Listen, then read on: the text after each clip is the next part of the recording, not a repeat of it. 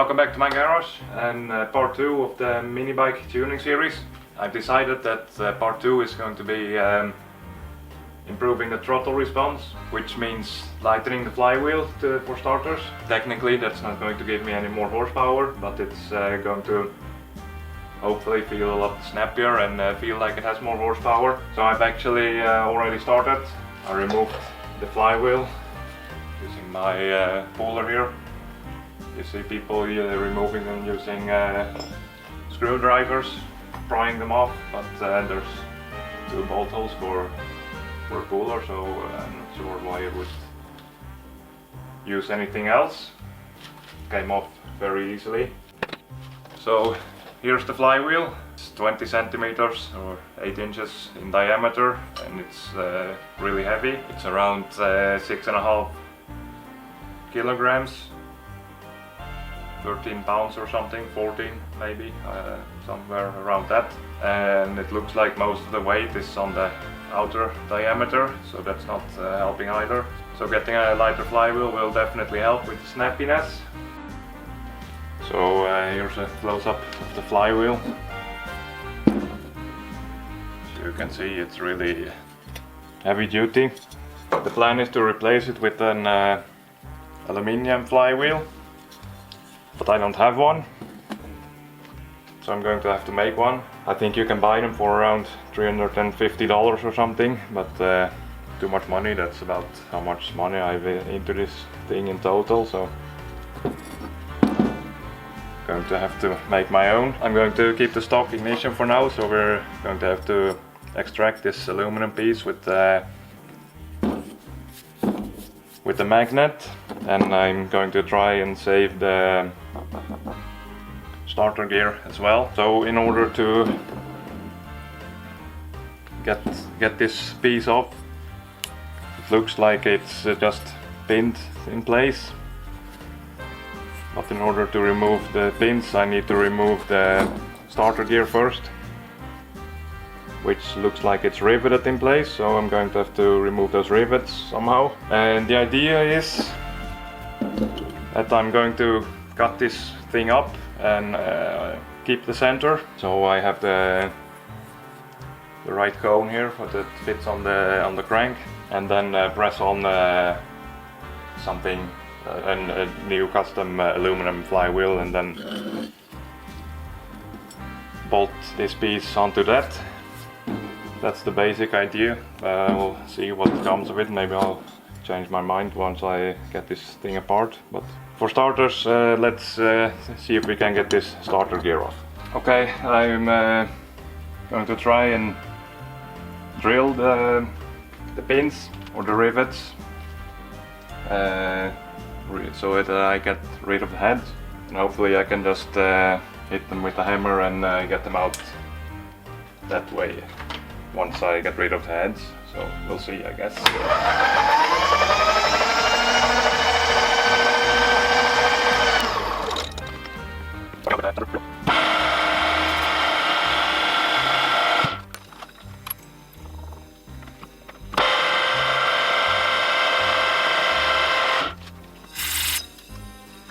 The rivets actually look like they're aluminium.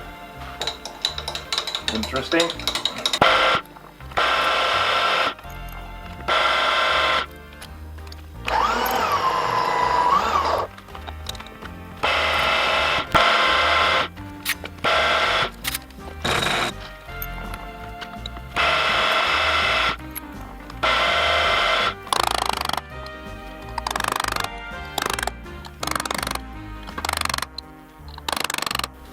To use a copper hammer, try and see if it will come off now.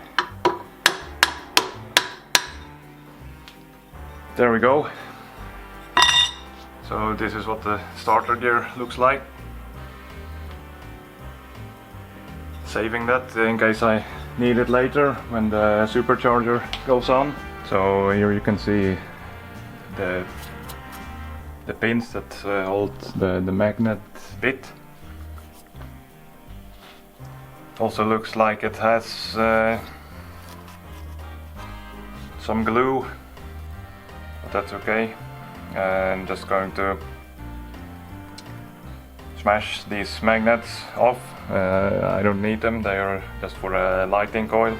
You can see there are cooling pins in the way, so I can't really get at the pins from this side. I'm going to cut the pins off and then try to remove those pins. Okay, so now I should be able to get those pins out.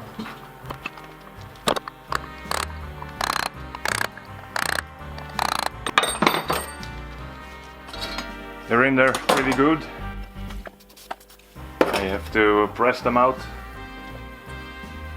I'm going to try from this side.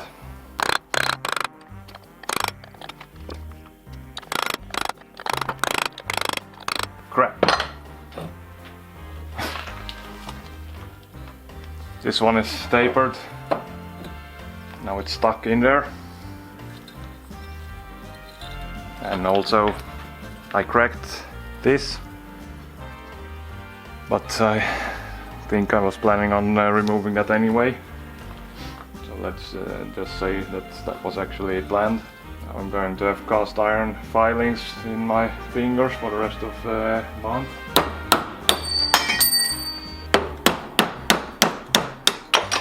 There we go, that's one pin out and a piece of cast aluminum broken off.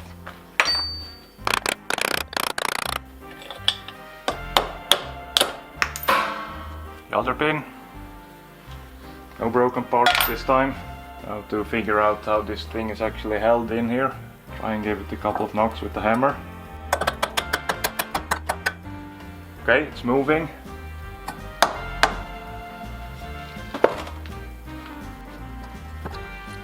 Here we go. Doesn't weigh too much actually. This magnet is all that we really need it. Now that I got this off, I'm going to do some measuring and checking and whatnot, then make up a plan to see how much we're really going to take off this flywheel.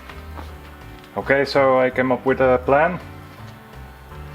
I have this chunk of aluminium.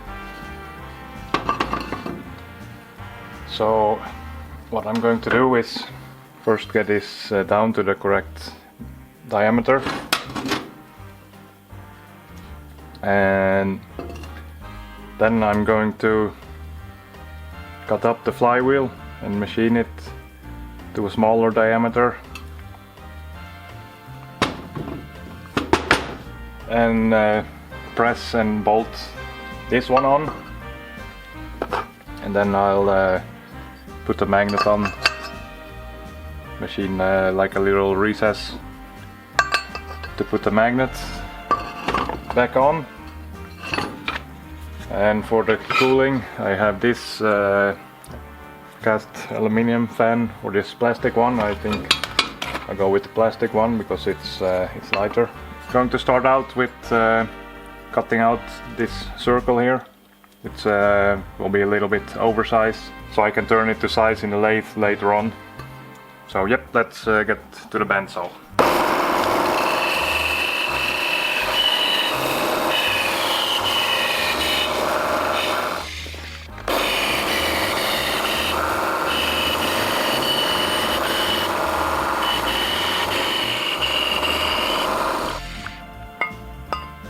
There we go. One billet flywheel, almost. So I think now I'm going to change the blade and try to cut this thing up, see how that goes. Okay, I changed the blade in my bandsaw. I have no idea if this is going to work. I've never tried sawing in cast iron before, but I guess we're about to find out.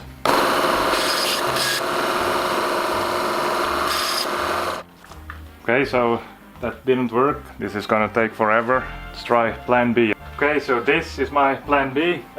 We'll see how it goes.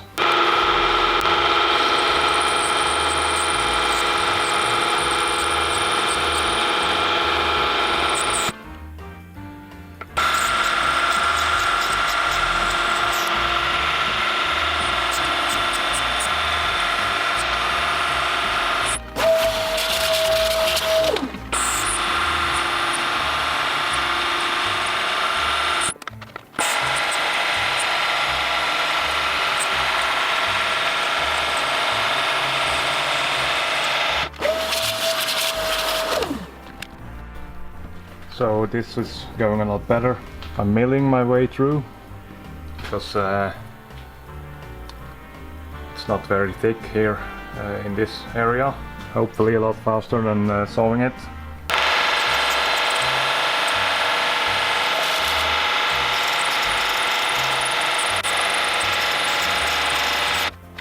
I think it should be pretty loose now. There we go. That's one cast iron flywheel center.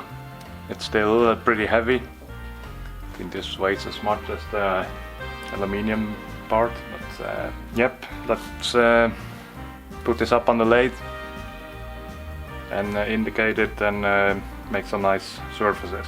Okay, so we're over at the lathe now. I'm going to machine the center here and then open up a hole in here and have a press fit onto the flywheel hub, and then bolt it down also using these two bolt holes. But the finish from the mill was pretty rough because it was a roughing end mill, so I need to do some finishing up here. So of course it's critical that everything is centered. So I put in my 4-jaw chuck, and I have a machined surface here that I'm going to use to align it this way. Then I just have to worry about aligning it that way. So let's get started.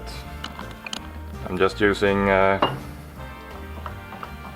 this rotating center to roughly align it.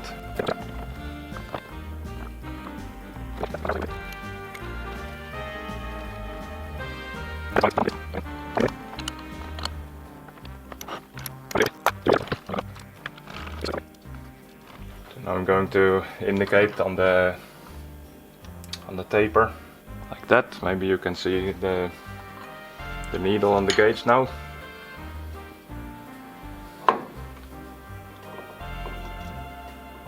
That was the flywheel, the key. Okay, so I have like 1/100th of a millimeter run out this way now.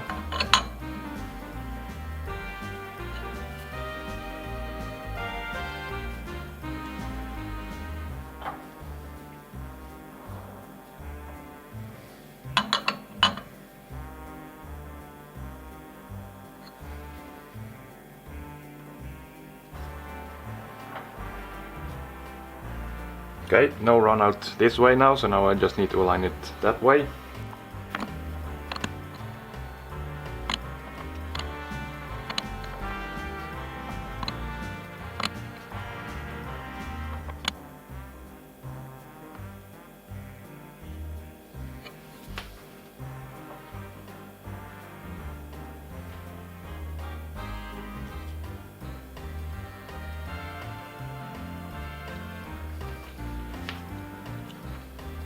I think that's perfect.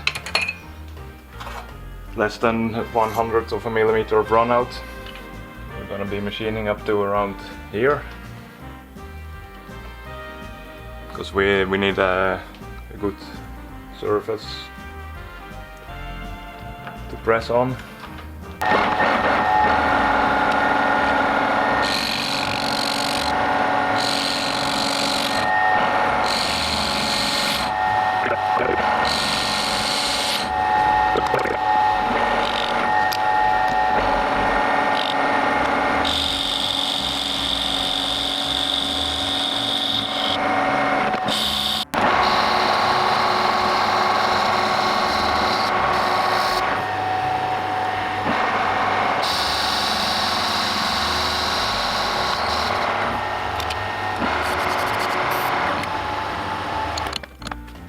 There we go, that's the finished flange on one side.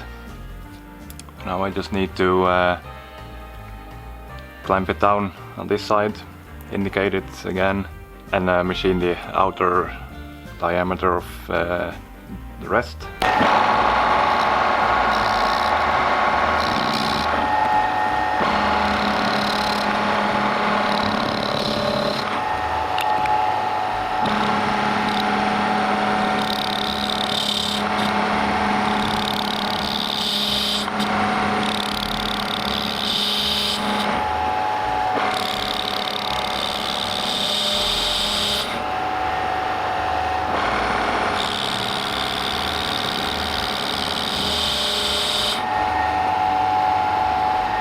so this is what it ended up looking like.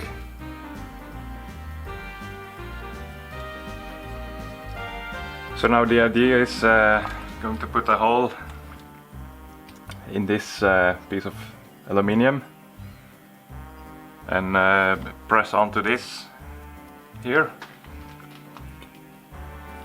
So it will sit something like that. And I'm going to recess a little bit here to get some clearance, because as you can see, it's the aluminium is a bit thicker than the flange here. So I'm going with a pretty tight press fit, 500 of a millimeter, somewhere around that. It's not really critical because I'm going to bolt it on as well in using these two bolts, but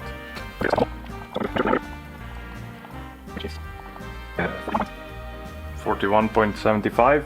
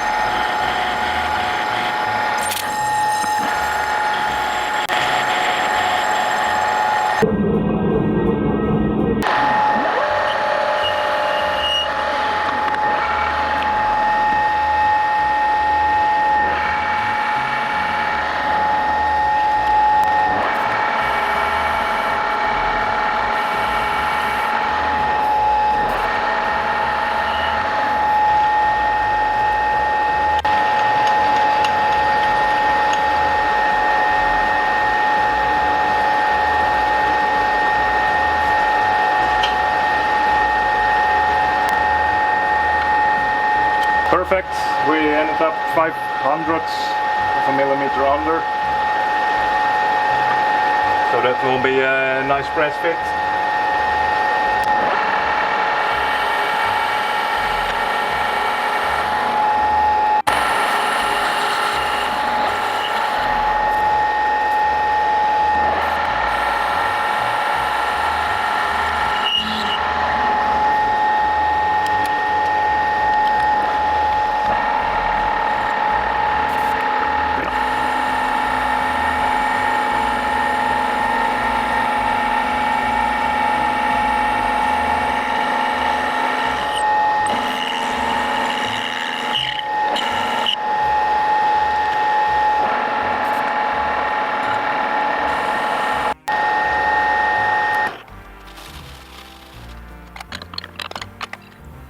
I think that came out pretty good.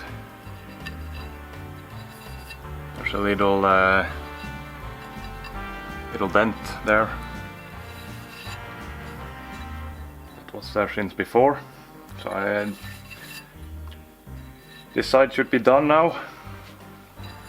Still going to face the other side too. Next I'm going to drill some holes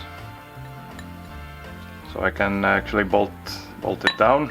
And when the holes are in, then I'll press it onto there and finish the rest.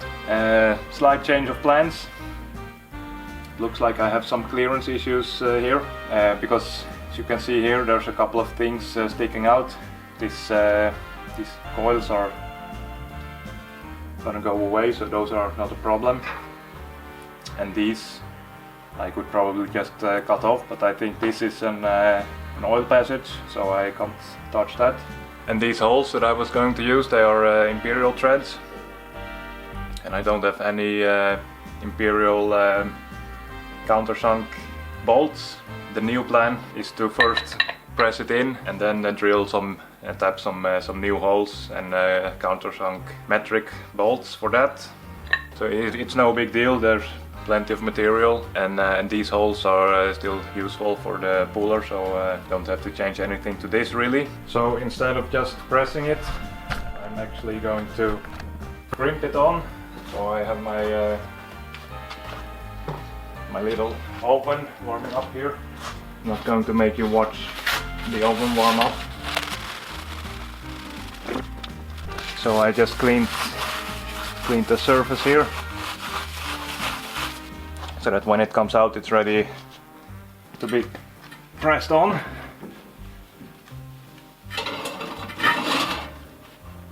Just going to keep that in there for, I don't know, half an hour or something.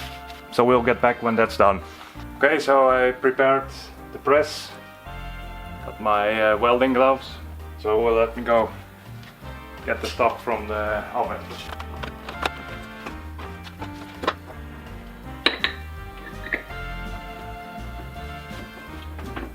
Slipped right in, that was easy, so now I'm just going to put some pressure on it so it doesn't crawl out. There we go, just going to let that cool off by itself. So yep, success.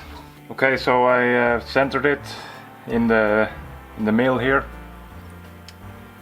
and I set my DRO for a 70mm 4-bolt pattern.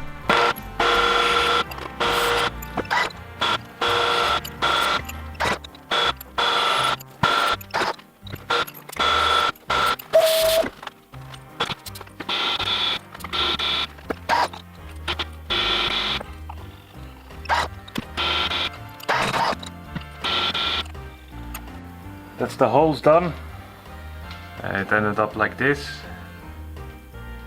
So now I just need to face this, and then I can countersink the holes. Okay, I set things up for machining the outer diameter here. I put 2 of the bolts in to make sure it's not going to slide on the center.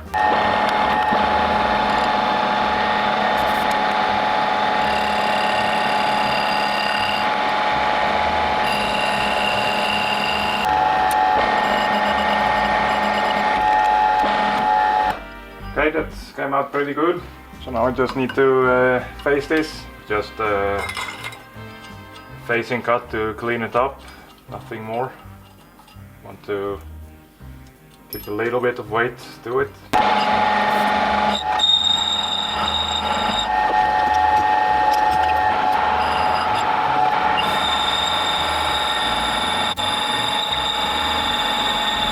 There we go.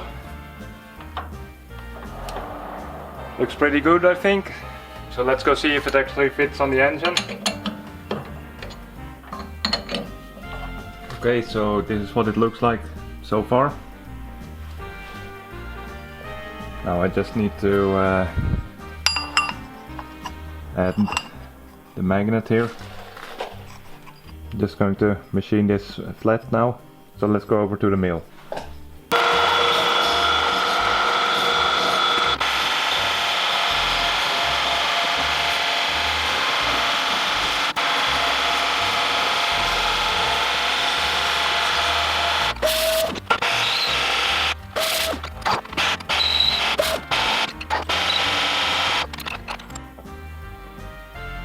So I added this little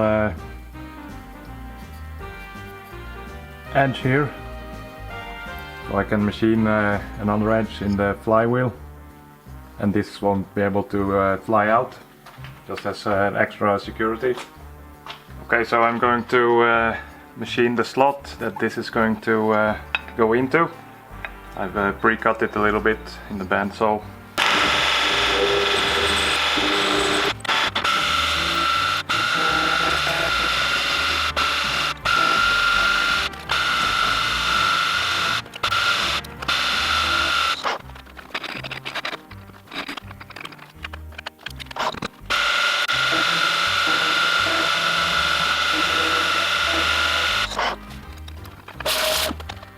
So this is what it ended up like.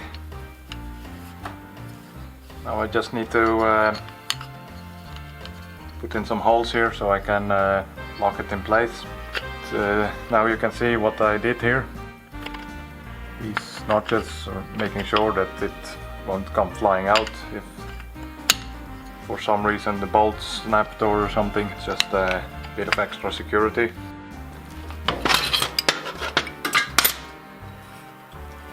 Okay, so this is how it turned out. Now I'm not really done yet, unfortunately, because it needs a fan. I have this plastic fan from Rotex 277 that is just about the right size. Or I could use this fan of an older Rotex single cylinder. Will also work, but I'm going to try the plastic fan first. It has exactly the right size, so that's nice. So yeah, let's put this fan on. Going to start with removing this again.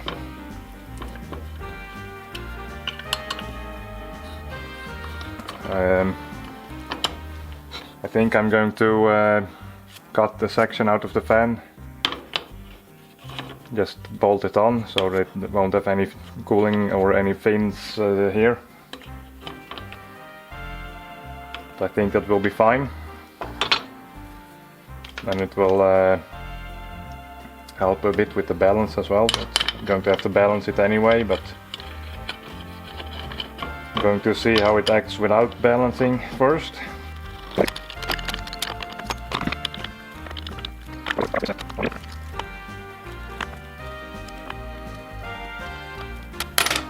Okay, going to cut this out real quick. Be right back. Okay, I cut it out. So now it fits. So now I just need to put some holes in there. That's it. I think it's actually done now. Ready for putting it on the engine and seeing what happens. Let's see what the weight ended up being. 1674.7, but that's a lot better than 7000. So hopefully this will make a big difference. So let's go find out. There's been a slight change of plans on the plastic fan. The fins were hitting these bolts here. So for now I'm using this cast aluminum fan, which is a little bit shorter, so hopefully this one won't hit.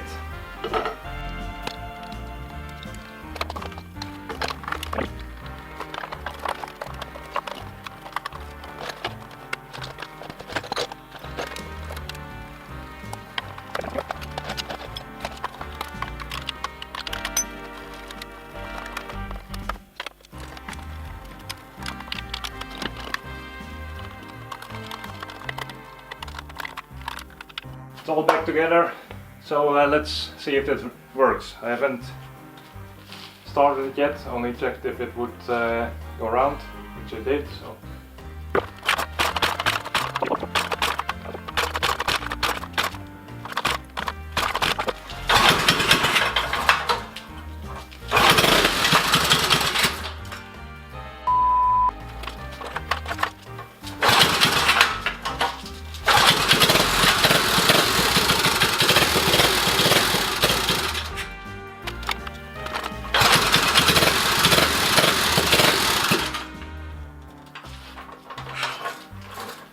Wondering if maybe it's too light. I don't think so. Maybe it's just out of fuel. Sounds pretty empty. Okay, so I refueled. I changed my fuel lines while I was at it. So I've been wanting to do that forever. So let's try this again.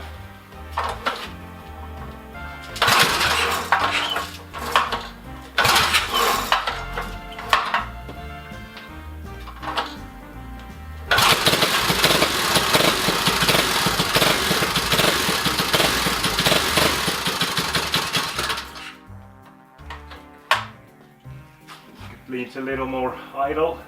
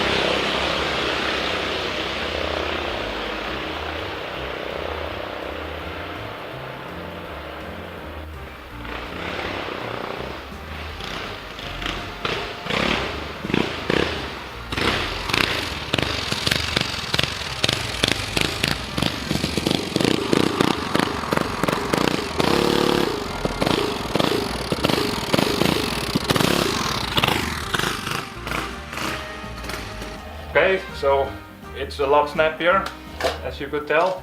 It's scary now, so that's an improvement, but it's a bit of a pain in the ass to ride now because there's a bit of a problem. It won't idle anymore. It has always had problems with idle speed, but the heavy flywheel saved the day before, and now it doesn't anymore. So looks like I'm actually going to have to fix the car problems now. And because it didn't want to idle, it was a bit hard to do a test, because if I didn't give it any throttle, then it would die on me, and if I did touch the throttle, then it would take off on me. So it was a bit hard to ride. I think if I fix the car, then it should be a lot more rideable, and then I'll be able to do a proper test run and compare the times with before. I'm not expecting any improvement really, but it would be nice if it was at least as fast as before. So yep, this is gonna be the end of this video because it's really long already. So if you made it all the way through, thank you. Subscribe if you're not already subscribed yet and you're interested in the project. There's a lot more to come. Leave a comment if you have any suggestions or comments. So yep, next time we're gonna be trying different carbs, I guess. So thanks for watching, and see you then. Bye.